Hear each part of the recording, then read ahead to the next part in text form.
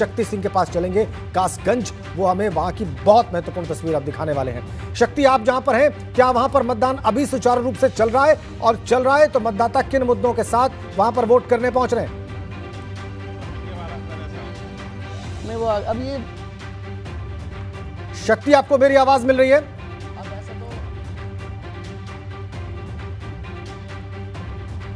अब यानी कि अब चालू हुई है। ये वोटर हैं अंदर उसी बूथ से निकले हैं। इनसे ही जानते हैं कि कितनी देर तक इन्होंने इंतजार किया और यहाँ पर क्या क्या घटनाक्रम रहा। करीब साहब 1.5 घंटा तक खड़ा रहा वहाँ पर, और अधिकारी से पूछते कि कितनी देर में शुरू होगी। भाई 10 मिनट में शुरू हो रही है, 10 मिनट में शुरू हो रही है। 10 मिनट खड़े 1.5 घंटा हो गया। अब वोट दे के आपके सामने निकले यहाँ से। जब आपने पूछा इन लोगों से तो उस समय क्या जवाब दिया? क्या 10 मिनट में शुरू हो जाएगी बस? क्या मशीन खराब हो गई है? क्या फिर वो दूसरी मशीन खराब हो गई है? वो भी नहीं, फिर तीसरी मशीन मंगाई है। बोल रहे हैं तीसरी मशीन मंगाई है, तब वोटिंग चालू हुई है। अच्छा, आपने ये भी देखा होगा जो अंदर घटनाक्रम हुआ, जब हम बता रहे थे कि यहाँ पर मशीन खराब है तो इंस्पेक्टर साहब आए। बहुत साफ कर दिया इन्होंने, इस वोटर ने, इस बुजुर्ग वोटर ने बहुत साफ कर दिया। शक्ति, वापस आएंगे आपके पास कि बहुत देर तक ये खड़े रहे अंदर, लेकिन शिवपाल यादव ने जो कहा है, जो शिवपाल यादव ने कहा है मीडिया से पहुंचकर, वो देखिए आप। और 10 मार्च को तो सामने आ जाएगा।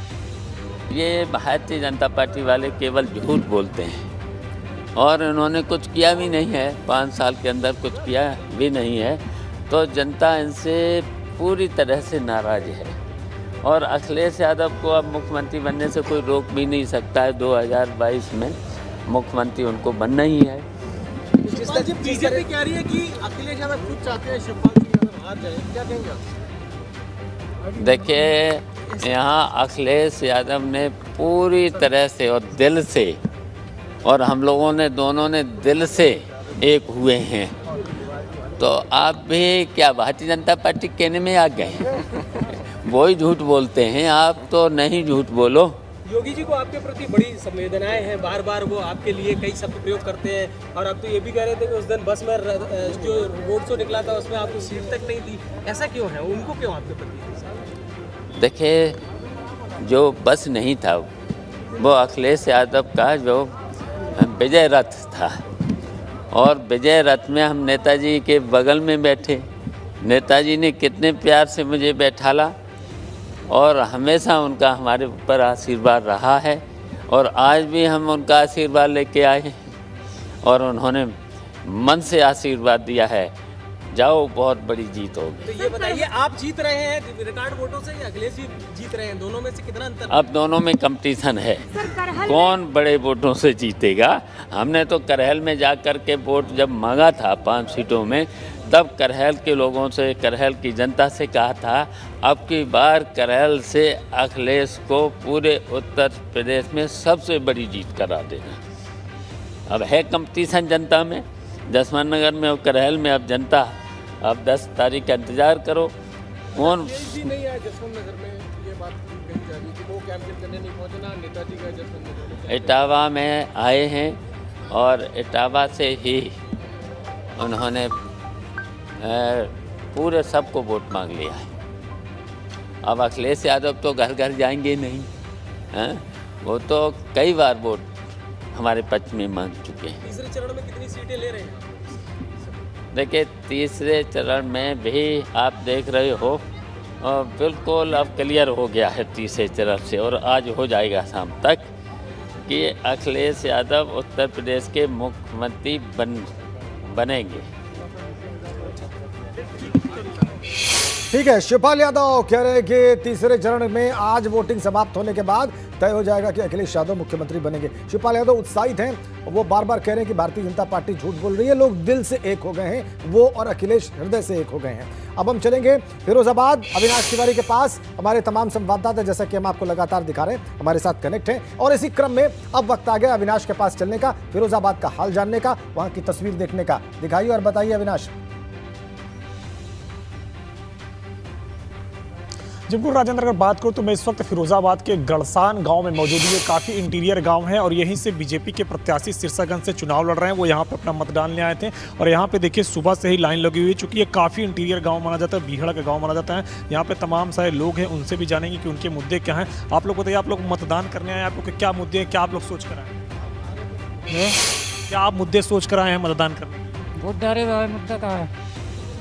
क्या किस पार्टी को किस तरीके से मतदान करेंगे, क्या सोच के आए? अविनाश, यहाँ पे दल पूछने की आवश्यकता नहीं बताइए, है, अपने मुद्दे अपने आप में पर्याप्त है अविनाश, और मुद्दों पर विचार करना ज्यादा अच्छा है। बिल्कुल बिल्कुल वही बिल्कुल। वही आप बताइए, आप लोग बताइए, आप चाचा आप मतदान करने आए हैं, बुजुर्ग हैं, क्या मुद्दे हैं आप लोगों के लिए, किस तरीके से आप लोग यहाँ मतदान करते हैं? ठीक है। के नाम निमित्तन आप लोगों के मुद्दे क्या हैं? अविनाश, आप लोग के मुद्दे क्या अविनाश, हैं? कुछ सारे वोटर इतने वोकल नहीं है कि वो मुद्दे लोग- बता जी, सकें। बिल्कुल। सारे वोटर इतने बहिर्मुखी नहीं होते हैं, इतने एक्सट्रोवर्ट नहीं होते हैं कि वो अपने मुद्दे जिनको हृदय में रखकर वो वोट करने पहुंचे हैं वो बयान कर दें कैमरे के सामने, आपके माइक के सामने। लेकिन वो पहुंचे हैं मतदान करने, ये तस्वीर अपने आप में महत्वपूर्ण है क्योंकि आप एक इंटीरियर बूथ पे खड़े हैं फिरोजाबाद के। अब हम कन्नौज चलेंगे विवेक त्रिपाठी के पास और कन्नौज का हाल देखेंगे। विवेक, क्या कहानी है कन्नौज की? जी बिल्कुल, देखिए राजेंद्र, तीसरे चरण के चुनाव में कन्नौज में यहाँ पर 1.5 घंटे से ज़्यादा की वोटिंग हो चुकी है और हम सबसे वीआईपी बूथ पे खड़े हैं। कन्नौज के सांसद सुब्रत पाठक यहाँ पर कुछ देर में वोट डालने वाले हैं और यहाँ पर आएंगे। देखिए आप, भीड़ लगी है, आप नज़ारा देख सकते हैं, भीड़ लगी है, उत्साह लोगों में चरम पर है। लोग अपने घरों के काम काज छोड़कर यहाँ पर वोट डालने आए हैं और हमारे साथ कुछ नए वोटर भी हैं। देखिए बेटियाँ हैं, दोनों बच्चियाँ हैं, ये नए वोटर हैं। क्या नाम है बेटा? महक मिश्रा। आप ये बताइए कि पहली बार आपने वोट डाला है, किन मुद्दों पर आपने वोट डाला है? आपके मन में क्या सवाल हैं कि लोकतंत्र के इस महापर्व में अपनी जो आहुति है, योगदान है, वो देना चाहिए और क्यों देना चाहिए?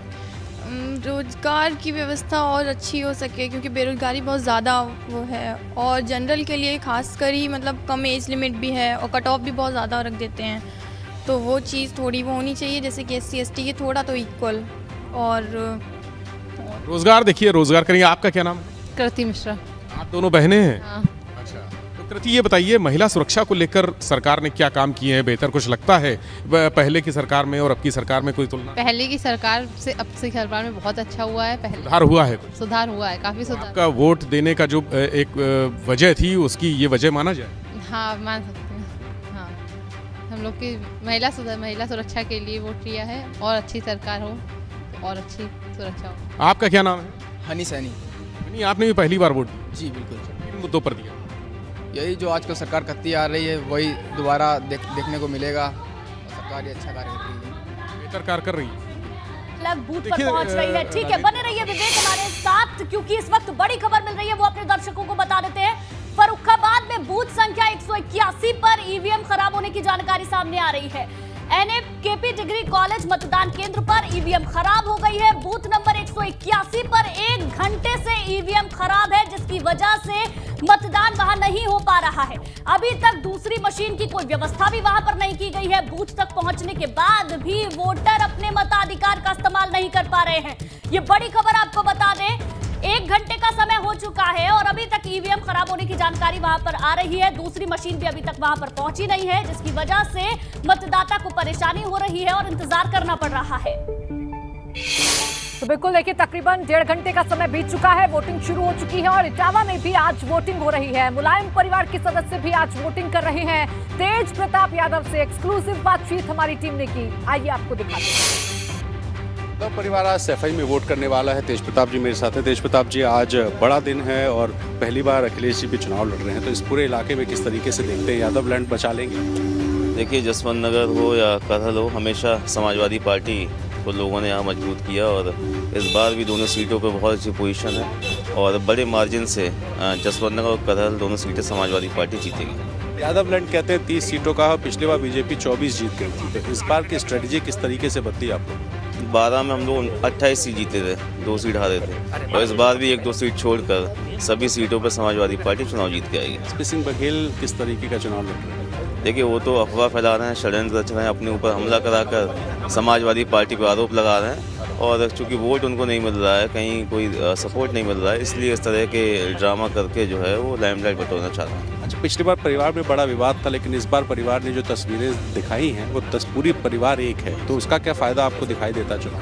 देखिए, सभी लोग एकजुट हैं, परिवार पार्टी सब लोग एकजुट हैं, एक साथ काम कर रहे हैं और पॉजिटिव इम्पैक्ट मैं समझता हूँ पूरे हम लोग के वर्कर्स पर है और सभी लोग अच्छे से लगे हैं।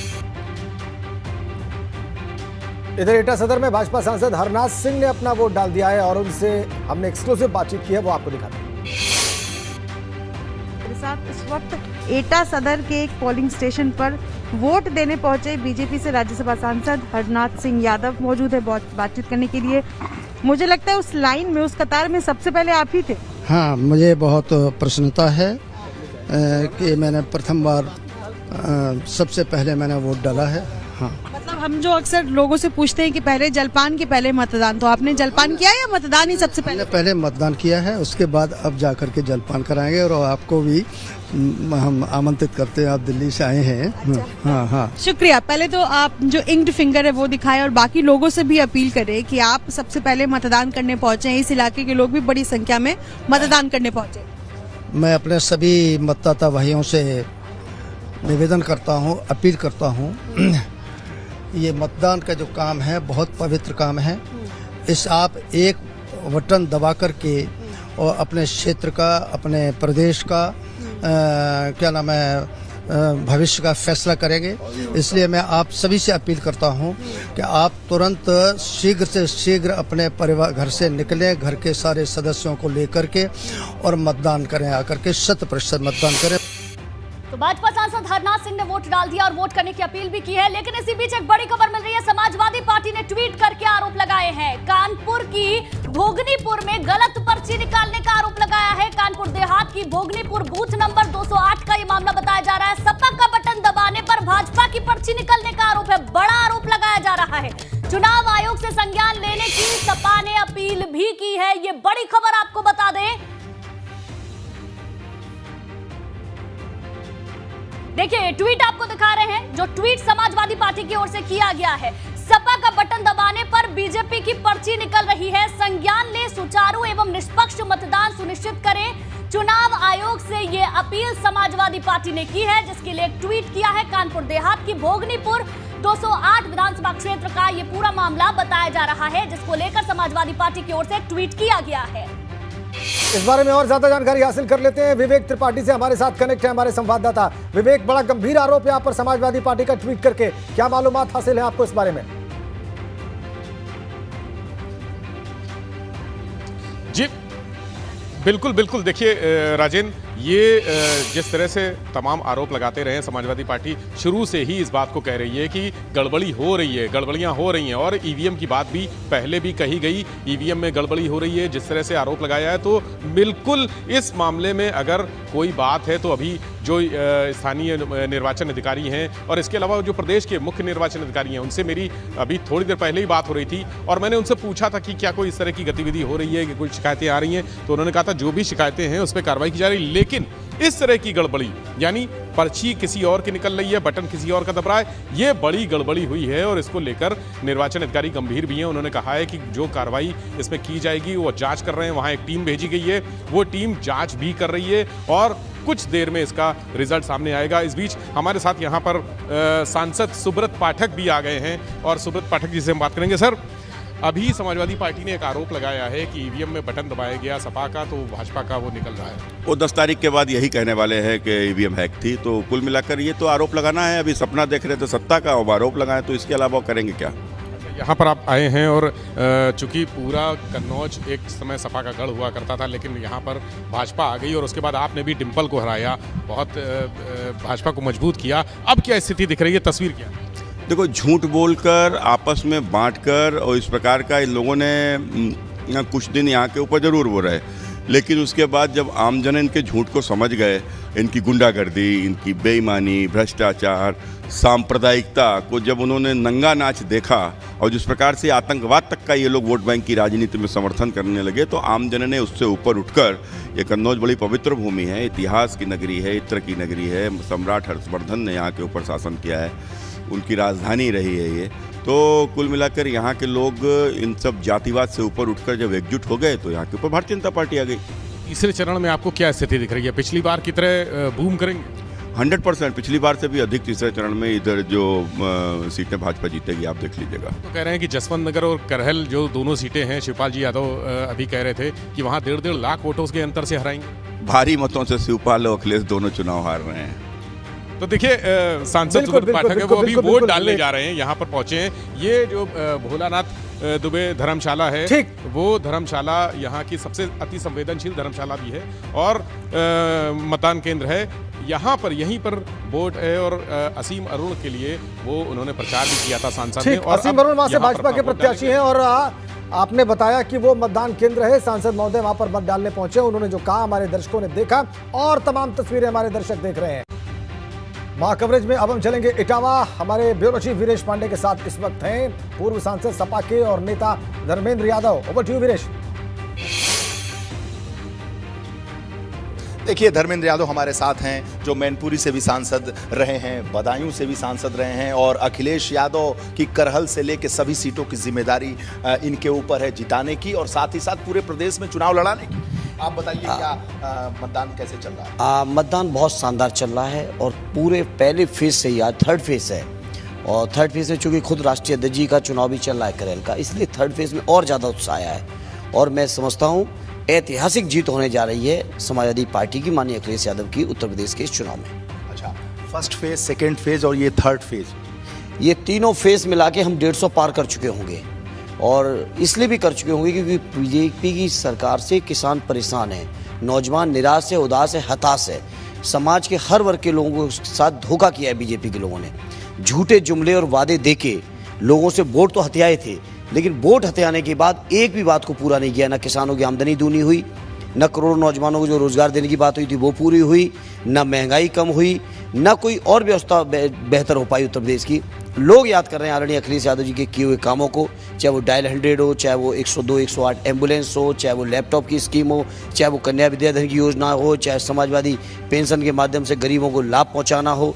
जितनी योजनाएं पिछली सरकार में चली थी या कोई उत्तर प्रदेश का जिला ऐसा नहीं था जिस जिले में कुछ न कुछ ऐतिहासिक डेवलपमेंट के बड़े बड़े काम न किए हों, चाहे लाइक मेडिकल कॉलेज हुआ या 4 लेन एक्सप्रेस वे, 4 लेन हाईवे से जोड़ना हो या एक्सप्रेस वे बनाना हो। हर प्रदेश के हर जिले में आदरणीय अखिलेश जी के किए हुए बड़े बड़े काम हैं और बीजेपी के लोगों ने उन कामों को भी ठप किया है और जो योजनाएं बेहतर चल रही थी उनको भी रोका है। लोग निराश हैं, इसलिए आज उत्तर प्रदेश की जनता बीजेपी का सफाया करना चाहती है और आदरणीय अखिलेश यादव जी को लाना चाहती है। जी ने 5 साल में कुछ तो किया होगा? कुछ भी नहीं किया, योगी जी से पूछ लीजिए। उन्होंने केवल भाषण देना, झूठ बोलना, लोगों में नफरत फैलाना, लोगों को धमकाना, इसके अलावा योगी जी ने कोई काम नहीं किया। लिस्ट बन रही है, आप समझिए लिस्ट बन रही है, बुलडोजर में तेल भी पड़ रहा है और मैकेनिक काम कर रहे हैं। सुना है कि कह रहे हैं बुलडोजर के, लेकिन उत्तर प्रदेश की जनता उनसे बुलडोजर भी छीन लेगी और वो जो लिस्ट है वो लिस्ट भी गायब हो जाएगी। उत्तर प्रदेश की जनता की दी हुई ताकत थी जिस पर मोदी जी गुमान और घमंड में थे और वो घमंड उन्होंने दुरुपयोग किया है। अगर उसी बहुमत का, उसी सरकार का अगर जनता के हित में कुछ किए होते तो शायद लोग याद कर रहे होते, लेकिन आज लोग इंतजार कर रहे हैं कि कब वो दिन आए कि लोगों को ईवीएम के सामने जाने का मौका मिले और योगी जी को विदा करें। 10 मार्च को गर्मी भी शांत, वो जनता शांत करेगी गर्मी। उत्तर प्रदेश की ताकत, मैंने कहा जनता की दी हुई ताकत होती है, जनता का दिया हुआ आशीर्वाद होता है, जिसका दुरुपयोग किया है बीजेपी की सरकार ने। बीजेपी के लोगों ने घमंड, नफरतें फैलाई हैं, लोगों के घरों को तोड़ा है, लोगों के दिलों को तोड़ा है। समाजवादी पार्टी भाईचारे, प्यार, मोहब्बत और दिलों को जोड़ने वाली पार्टी है, इसलिए लोगों को फिर से एक बार आदरणीय अखिलेश जी की किए हुए काम, उनकी नीतियां और कार्यक्रम पसंद आ रहे हैं और वो ला भी रहे हैं उत्तर प्रदेश में। प्रोफेसर बघेल साहब, बघेल साहब अब जो करें, दिल्ली की सरकार चला रहे हैं फिलहाल। तो करहल में उनकी जमानत जब्त होगी। करहल में कोई दुनिया की ताकत उनकी जमानत नहीं बचा सकती। सैफई का जसवंत नगर भी ऐतिहासिक जीत होगी। जसवंत नगर भी मैं समझता हूँ बहुत बेहतर चुनाव और बहुत बड़ी जीत होने जा रही है जसवंत नगर में। किसी को कोई शंका नहीं होनी चाहिए, न जसवंत नगर पर, न करहल पर। और मैं जसवंत नगर, करहल तो है ही समाजवादी पार्टी के पुराने गढ़। मैं कह रहा हूँ पूरे उत्तर प्रदेश में जहाँ हम लोगों को समर्थन नहीं भी मिला था, वहाँ भी व्यापक समर्थन जनता का मिल रहा है और इसलिए मिल रहा है क्योंकि हमारी नीतियाँ, कार्यक्रम ऐसे थे जो सबके हित के, सबकी तरक्की, सबकी खुशहाली लाने वाली योजनाएं थी।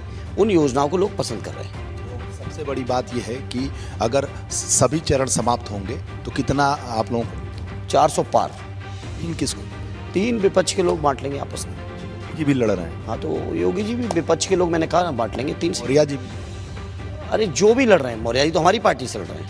केशव मौर्य? हाँ, केशव मौर्य जी को देखा जाएगा, वो तो एक आपस में ही पहले निपट लें, बड़े नेता निपट लें, पहले आपस में ही निपट लें। बिरादरी सबसे बड़े सबसे बड़े नेता आज हमारे साथ आ चुके हैं। स्वामी प्रसाद मौर्य जी बहुत पुराने नेता हैं, वो आज हमारी पार्टी के जिम्मेदार लीडर हैं, स्टार प्रचारक हैं और उनके आने से प्रभाव भी पड़ा है और पार्टी को लाभ भी हुआ है। ठीक वीरेश, धर्मेंद्र यादव ने अपनी सारी भावनाएं उड़ेल दी आपके सामने।